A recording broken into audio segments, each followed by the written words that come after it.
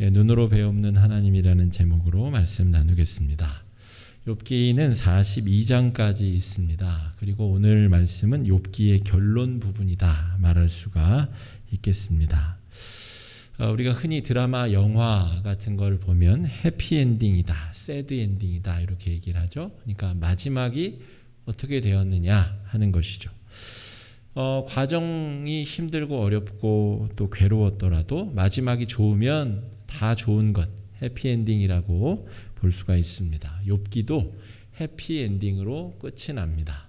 그런데 자칫 우리가 오해할 수 있는 것은 욥이 2배의 물질적 축복을 받았기 때문에 또 잃었었던 자녀들도 회복되었기 때문에 해피엔딩이다라고 쉽게 결론에 도달하는 것은 우리가 좀 주의하면 좋겠다 하는 것이죠.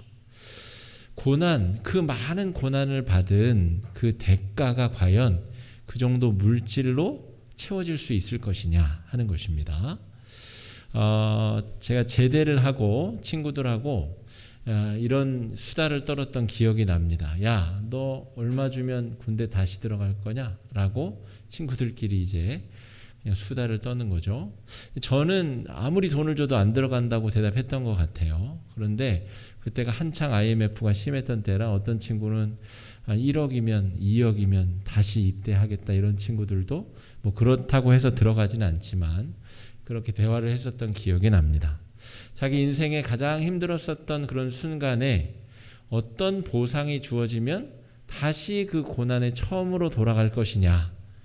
여러분 생각만 해도 아찔하고 아주 잔인했었던 그 순간으로 여러분 얼마의 보상이 주어지면 돌아갈 수 있겠습니까? 이 보상이라고 하는 것은 사실은 이 고난의 진짜 대가일 수 없다라는 것을 여기서 우리가 확인할 수 있습니다. 갑절의 재물을 받은 것으로 욥의 이야기가 끝이 나고 있는데 이 갑절의 재물이란 것은 고난의 열매, 고난의 결과일 수 없다는 것이죠.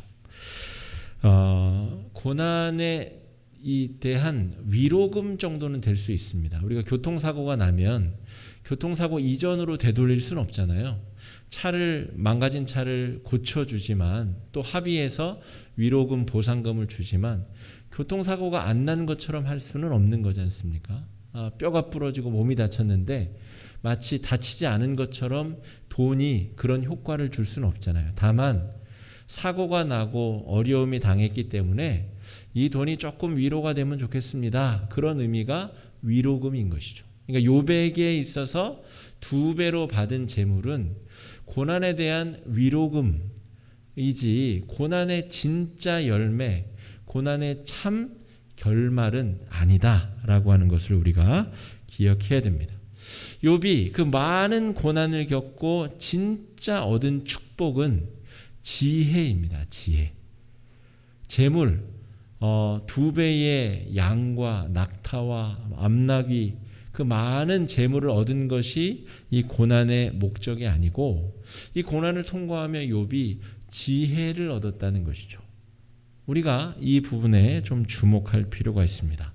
욥이 얻은 첫 번째 지혜는 세상을 바라보는 지혜를 얻었습니다. 물질이 아무리 많아도 당대에 욥은 동방의 가장 부유한 갑부였거든요. 그런데 그 많은 재산도 하나님이 허락하시면 한 번에 사라질 수 있다는 지혜를 얻게 된 것이죠. 하나님이 주시기로 작정한다면 2배나 많은 재물도 그냥 허락해 주실 수 있다는 지혜를 얻게 된 것입니다. 그러니까 이 물질과 재물 자체가 아니라 그것을 바라보는 욥의 시선이 열리고 또 세계관이 바뀌고 그것을 바라보는 지혜의 문이 열렸다는 것이 고난을 통과한 욥이 받은 참된 축복, 참된 열매이다 이렇게 볼 수 있습니다. 우리가 2년간 아주 혹독하게 코로나의 어려움을 다 같이 겪어내었습니다. 이 고난의 시간을 겪으면서 우리가 그냥 경제적으로 2019년 이전으로 그냥 회복이 되었어. 그리고 어떤 분들은 그거보다 더 회복이 되는 수도 있겠죠. 욥처럼. 그러나 그것 자체에 만족할 수도 없고 그것이 우리가 코로나를 지나온 참된 이유와 목적도 아니라는 것을 분명히 해야 됩니다. 그 기간을 지나면서 우리는 어떤 지혜를 얻었는가? 우리가 함께 모여 예배를 드리고 식사를 나누고 목장 모임을 하는 그 의미와 값어치를 뼈저리게 느끼게 되었는가? 우리가 세상을 바라보는 중요한 지혜를 선물로 축복으로 받게 되었는가? 이것이 욥의 고난을 바라보는 우리의 바른 태도다라고 말할 수가 있겠습니다. 4명의 친구들이 욥에게 왔죠. 그래서 당대에 유행하고 있는 최고의 지혜들로 욥의 상황을 설득해보고 권면해보고 이해시켜보려고 하였습니다. 그러나 욥이 세상을 보는 지혜를 얻은 이후에는 세상의 그 어떤 지혜로도 하나님을 이해할 수는 없다라고 하는 중요한 지혜를 얻게 됩니다. 세상의 많은 지혜와 지혜자들이 하나님을 아노라, 하나님이 이래서 너에게 고난을 주셨다라고 이야기를 했지만 정작 하나님의 설명을 듣고 나니 그 친구들의 설명은 아무런 의미가 없었습니다. 그 지혜를 욥이 지금 얻게 되었다 하는 것이죠. 두 번째 욥이 얻은 중요한 지혜는 하나님을 보는 지혜를 얻게 됩니다. 구약 성경을 통틀어 하나님을 본다는 것은 죽음을 의미하기 때문에 하나님을 실제로 보았다는 말이 아닙니다. 그런데 오늘 욥이 내가 이제 눈으로 주를 배움나이다 라고 하는 표현을 썼기 때문에 하나님을 본다고 하는 것은 하나님이 어떤 분인지 조금 더 알게 되었다는 것을 의미합니다. 조금 더 어제보다 오늘, 오늘보다 내일 조금씩 더 하나님을 알아가는 맛이 이 지혜, 하나님을 보는 지혜의 본질이다 라고 말할 수 있습니다. 고난 이전에 하나님을 향하여 욥이 가지고 있었던 이미지는 죄를 안 지으면 괜찮아. 실수하지 않으면 나는 저주를 받지 않을 거야. 하나님은 그런 분이야. 라는 닫혀있는 시선을 가지고 있었습니다. 그런데 잘못도 안 했는데 고난을 당하다 보니 하나님이 어떤 분인지 내가 모르고 있었다는 것을 깨닫게 되는 것이죠. 그리고 고난 이후에 고난의 과정 가운데 하나님이 어떤 분인지 천지를 만드신 그분이 또 세심하게 그 창조물들을 돌보고 계신다는 것. 고난이 있다고 해서 하나님이 버린 것이 아니라는 것. 고난 중에 하나님이 동행하시고 함께해 주신다는 것. 폭풍우를 뚫고 하나님의 말씀 속에 욥은 그 지혜를 지금 선물로 은혜로 받게 되었다 하는 것입니다. 하나님의 음성을 경험한 것이 오늘 욥의 인생에 아주 획기적인 변화들을 일으키고 있습니다. 하나님의 음성이 폭풍우를 찢고 들려지는 그 경험을 통해서 욥이 새로운 지혜와 새로운 세계관으로 서고 있다 하는 것이죠.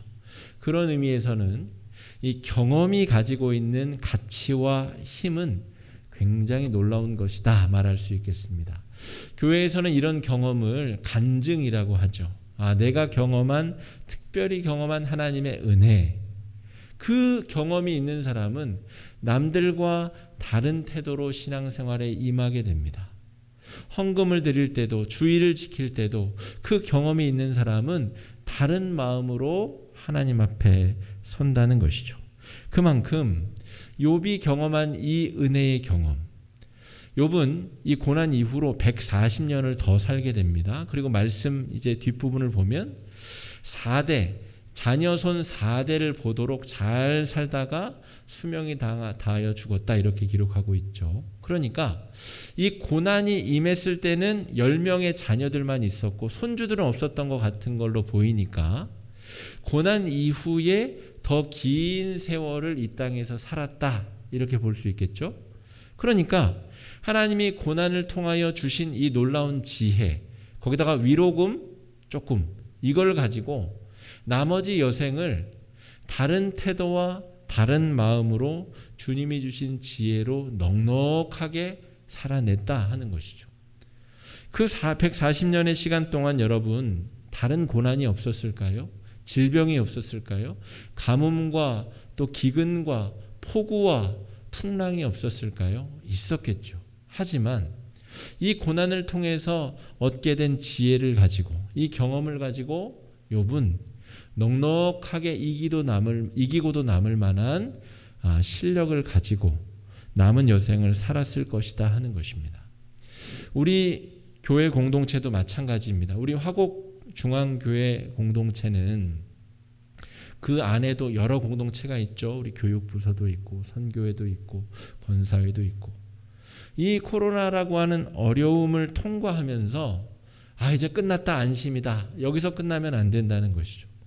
이 다음은 우리가 무엇을 준비해야 되는가? 이 어려움을 통해서 얻은 하나님이 주신 은혜와 하나님의 그 폭풍우를 뚫고 말씀하시는 말씀을 통해 우리는 다음 20년, 30년, 50년을 우리가 준비해 나갈 지혜와 힘을 얻어야 된다 하는 것입니다. 2002년에 이런 일이 있었습니다. 우리 월드컵 4강에 우리나라가 올라갔죠. 왜냐하면 우리나라에서 열렸고 한일 같이 공동 개최였긴 했지만 그 수만 명의 응원해주는 사람들 속에서 우리 선수들이 더 큰 힘을 내기도 하고 기적적인 어떤 사건들을 통해서 우리가 본선에는 많이 올라갔지만 16강, 8강, 4강에 올라간 적은 처음이거든요. 그러니까 이 놀라운 경험이 우리 한국 사회에 아주 큰 파장을 일으켰습니다. 우리는 좀 약해, 안 돼. 우리 축구는 절대 16강 못 가. 라고 하는 어떤 한계선이 무너져 버렸다는 것이죠. 그래서 실제 이 월드컵 이후로 이영표, 박지성을 비롯하여 설기현 수많은 선수들이 외국에 나가서 뛰기 시작했고 지금도 영국의 아주 세계적인 리그에서 한국 선수들이 맹위를 떨치고 있는 이유가 요 2002년도에 놀라운 전 국민적인 치유적인 경험을 통하여 우리나라 국민들도 된다. 우리 선수들도 체력으로 기술 면에서 뒤지지 않는다라고 하는 경험이 그러한 연결을 만들어냈다라고 볼 수가 있겠습니다. 여러분, 저 2002년도에 어떤 분은 저 시청 앞 광장에 나가서 응원하신 분도 있겠죠. 어떤 분은 TV로 경기를 보신 분도 있을 겁니다. 어떤 분은 삶이 너무 바빠서 축구가 정말 너무너무 싫어서 아예 경기를 보지 않으신 분도 계시겠죠. 같은 2002년도를 한국 사회에서 보냈지만 우리 각자는 다른 경험들을 가지고 있다고 볼 수 있습니다. 저는 저 시청 앞에는 나가보지 못했고 1차전 폴란드전에 저는 광화문 그 사거리에 나가서 첫 번째 거리 응원 그게 끝입니다. 그 다음에는 너무 사람들이 많이 가서 무서워서 못 나갔는데 그때 그 폴란드를 상대로 황선홍 선수가 골을 넣은 그 기억을 잊을 수가 없습니다. 그 자리에 있었기 때문에 수많은 사람들과 함께 응원하는 그 광란의 자리에 있었기 때문에 저의 그 경험은 2002년도에 아주 또렷하게 남아있다는 것이죠. 그러니까 우리가 지나는 이 고난의 여정을 어떤 경험을 가지고 어떻게 기억하느냐에 따라서 우리의 이후의 삶이 180도 달라질 수 있다는 것을 우리가 기억해야 하겠습니다. 누가복음 15장에 탕자 이야기가 나오죠. 탕자는 아버지의 마음에 비수를 꽂고 돈을 받아서 먼 외국에 나가서 허랑방탕하는 경험을 했습니다. 좋은 경험은 아니죠. 오늘 욥이 경험한 것도 고난의 경험이기 때문에 긍정적인 경험은 아닙니다. 그런데 그 경험을 하고 자살 직전, 제가 보기에는 자살 직전까지 갔다가 그래도 집에나 한번 가자. 집에 가면 그래도 뭔가 길이 열리겠지라는 마음으로 집으로 돌아왔죠. 근데 그 집에는 가출을 해보지 아니하는 탕자의 형이 있었습니다. 자기도 나가보고 싶고 자기도 한번 타락해보고 싶었지만 그 결정을 내리지 못한 또 가뜩이나 말 안 듣는 동생이 가출을 했었기 때문에 그 형은 오히려 아버지 옆을 지켰지만 그 경험을 하지 않았다는 것이죠. 그런데 실제로 탕자가 돌아오자 이 둘의 위치와 역할이 완전히 바뀌게 됩니다. 그 최악의 바닥을 찍는 경험을 했었던 탕자는 진심으로 회개하고 뉘우쳐 아버지 품에 안겼습니다.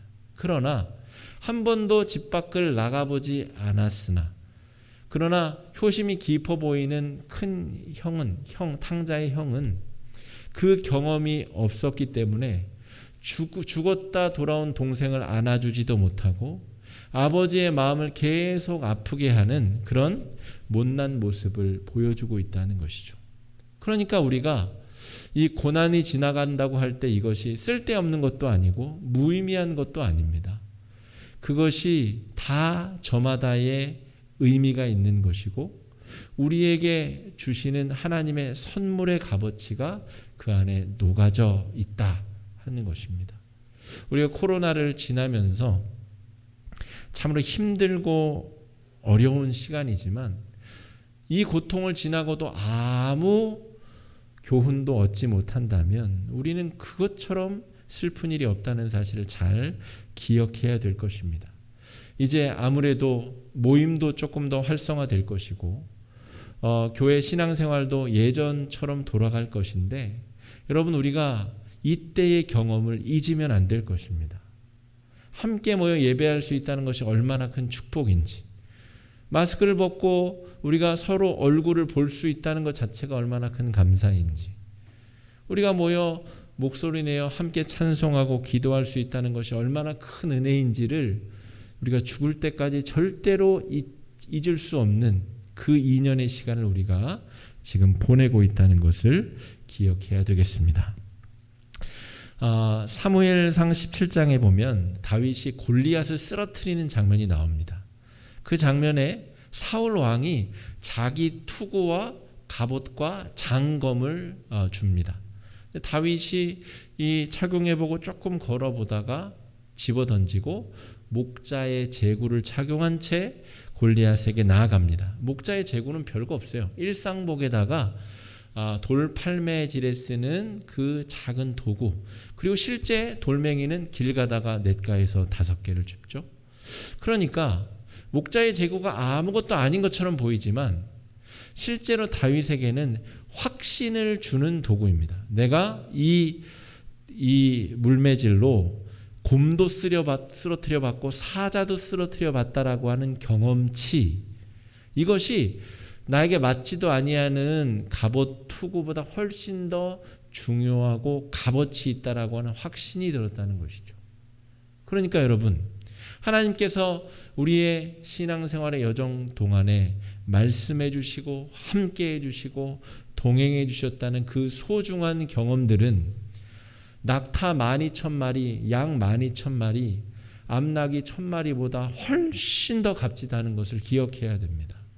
그 재물은 한순간에 다 없어질 수도 있습니다. 하지만 하나님과 함께 했었던 경험은 위기의 순간에 아주 중요한 역할을 하게 된다는 것을 기억해야 됩니다. 하나님의 폭풍우를 쪼개시는 음성을 들은 욥은 전지전능하신 하나님을 찬양합니다. 오늘 말씀에 그 내용이 기록되어져 있죠. 하나님은 전지전능하신 분입니다. 있게도 하시고 없게도 하시고, 사람이 자기 의로 가득 차 있지만 그 교만을 한순간에 쓰러뜨리실 수 있는 분, 천지를 창조하시고 그 까마귀 한 마리를 먹이시기 위하여 우주 만물을 움직이시는 하나님, 그 엄청난 하나님의 크기를 고백하고 찬송하고 있다는 것이죠. 욥기 42장 2절 말씀 한번 읽어보겠습니다. 주께서는 못하실 일이 없사오며 무슨 계획이든지 못 이루실 것이 없는 줄 아오니. 이 고백은 수많은 친구들과의 대화 속에는 등장하지 아니하는 내용입니다. 이제야 비로소 하나님이 어떤 분인지 내가 조금 더 알게 되었다, 욥이 고백하고 있는 것이죠. 또한 욥은 처음으로 지금 회개를 하고 있습니다. 친구들이 그렇게 회개하라, 네 죄를 고백하라 할 때 절대로 욥이 입을 열지 않았는데 하나님의 음성을 들은 이후에 하나님이 어떤 분인지 지혜를 얻게 된 다음에 전심으로 마음을 열어 하나님 앞에 회개하고 있다는 것이죠. 6절 말씀 한번 읽어보겠습니다. 그러므로 내가 스스로 거두어드리고 티끌과 제 가운데에서 회개하나이다. 또한 세 번째로 욥은 친구들, 자기를 말로 찌르고 고통 가운데 몰아넣었던 친구들을 위하여 기도하고 있습니다. 그리고 그 기도 직후에 하나님이 위로금을 주십니다. 그 재물을 회복해 주시고 자녀들을 회복해 주시는 이야기가 그 뒤에 기록되고 있다는 것이죠. 자, 42장 10절 말씀 한번 읽어보겠습니다. 시작. 욥이 그의 친구들을 위하여 기도할 때 여호와께서 욥의 곤경을 돌이키시고 여호와께서 욥에게 이전 모든 소유보다 갑절이나 주신지라. 그러니까 여러분, 하나님을 알아간다는 것이 얼마나 큰 축복입니까? 낙타 12,000마리와 하나님을 알아가는 지식과 지혜와 여러분 바꿀 수 있겠습니까? 낙타 12,000마리 준다고 해서 자기를 힘들게 했고 가슴을 찔렀던 친구들 용서가 됩니까? 여러분, 용서는 그렇게 한다고 되는 게 아닙니다. 하나님이 은혜 주셔야 용서가 되는 것이고 하나님이 은혜 주셔야 그를 위해 기도할 수 있는 것입니다. 은혜를 먼저 경험해야 그 물질을 받을 준비가 되는 것이지, 아무리 물질을 많이 받는다고 해서 용서가 되고 화해가 이루어지는 것이 아니라는 것이죠. 여러분, 지금 욥은 내가 귀로 들었었던 하나님이 아니라 눈으로 보는 하나님에 대한 이야기를 하고 있습니다. 귀로 들었던 이야기는 남의 하나님 이야기입니다. 친구들이 야, 하나님은 죄인을 벌 주시는 하나님이야, 빨리 회개해라. 그 남의 하나님 이야기로는 전혀 마음의 감동과 회개와 용서가 이루어지지 않았는데, 폭풍우를 쪼개고 말씀하시는, 나에게 직접 말씀하셨던 그 하나님, 내가 눈으로 보았던 하나님, 그 하나님과의 만남의 경험을 통하여 욥은 지금 놀라운 은혜의 경험을 하고 있다는 것이죠. 하나님의 음성을 듣는 경험이 중요한데 어떻게 이 일이 여러분 가능하겠습니까? 여러분, 이 코로나 와중에 하나님의 음성이 들려지고 계십니까? 여러분, 하나님의 음성은 이 말씀을 통해 우리에게 이미 주어졌고 전해졌습니다. 하나님을 본다고 하는 것이, 하나님을 보는 이는 죽는다고 말씀을 드렸잖아요. 하나님의 기록된 말씀이 우리 손에 주어져 있고 이 말씀을 통하여 우리는 하나님이 어떤 분인지 조금씩 더 알아가게 되는 것이죠. 폭풍우를 쪼개고 말씀하시는 그 욥의 경험을 부러워할 일이 아니라 이 말씀 속으로 어떻게 우리가 더 나아갈 것인가 천착하고 기도하고 노력할 필요가 있습니다. 제가 이 말씀을 묵상하면서 그러면 폭풍우가 과연 뭘까라고 생각을 해봤습니다. 폭풍우는 우리의 바쁜 일상, 분주한 마음, 우리가 말씀보다 더 소중히 여기는 우선 과제들이 그 폭풍우가 아닐까 묵상해 보았습니다. 여러분, 우리가 해야 될 일도 많고 건강관리를 위해서 헬스장도 가야 되고 남들에게 뒤처지지 않기 위해서 문화생활도 해야 되고 드라마도 봐야 되고 영화도 봐야 되고, 그것 자체가 나쁘다는 말이 아니라 하나님의 음성을 듣는 것보다는 그것이 중요할 수 없다는 것이죠. 하나님의 음성을 듣기 위해서 우리가 어떤 집중력을 발휘하고 있는가, 어떤 노력을 경주하고 있는가. 폭풍우를 쪼개고 더 큰 음성으로 들리는 하나님의 음성이 우리의 영의 귀에 들려야 되는데, 우리가 과연 이 말씀을 가까이 가지고 있으면서도 하나님의 음성이 들리지 않는다, 불평만 하는 것이 과연 합당한가? 이 코로나의 어려움을 통과하며 아주 명확하게 하나님은 우리에게 말씀을 통해 우리에게 들려주십니다. 내가 너와 함께 하고 있다. 이 어려움은 이제 곧 지나갈 것이다. 하나님께서 하나님의 교회를 지키신다. 하나님의 교회를 통하여 이 세상을 치유할 것이다. 여러분, 이 귀한 음성이 우리의 삶 가운데, 우리의 신앙생활 가운데 울려 퍼질 수 있기를 주님의 이름으로 축복합니다. 다가오는 한 주도 하나님의 말씀과 함께 참된 지혜를 얻고 구하는 귀한 은혜의 한 주가 되시기를 주의 이름으로 축복합니다. 이 시간에 말씀 의지해서 함께 기도하실 때, 주님, 바쁘고 힘들고 어렵더라도 무엇보다 가장 먼저 주의 말씀을 사모하게 하여 주시고, 하나님의 말씀을 들여다보게 하여 주시고, 들려지는 선포되는 말씀에 우리의 영의 귀가 열릴 수 있도록 말씀 중심으로 이 고난을 헤쳐나갈 수 있도록 위해서 여러분 이 시간에 마음을 합쳐 함께 기도하며 나아가겠습니다. 기도하겠습니다.